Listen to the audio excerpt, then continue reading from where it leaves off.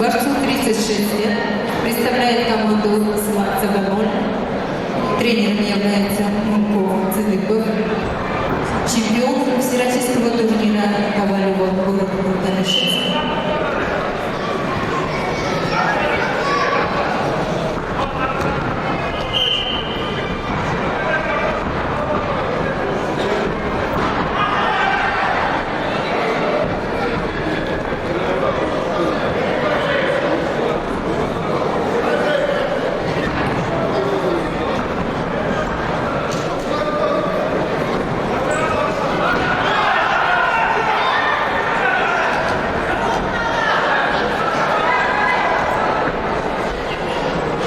На ковре говорит в синем трико Юрий Богданов. Ему 34 года. Представляет команду села Урдага. Его тренером является Рубек Тумутов, кандидат в мастера спорта.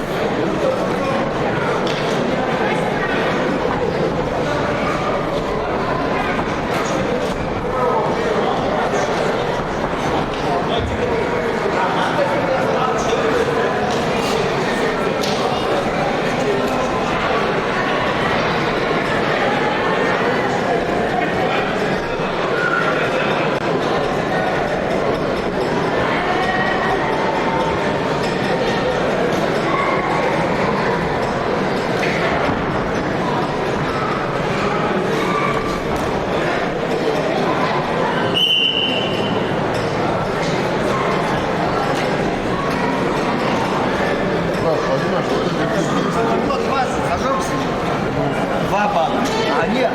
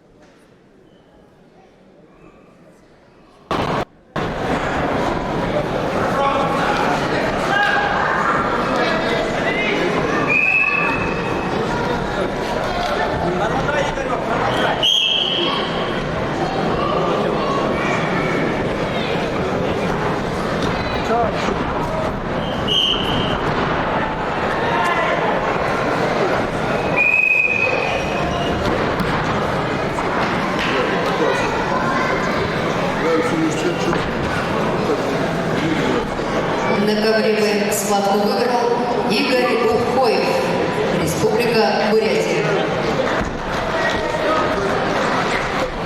На ковер приглашаются борцы по ласам Аркадьев, Республика Бурятия, Башир Абдулкеримов, Республика Дагестан.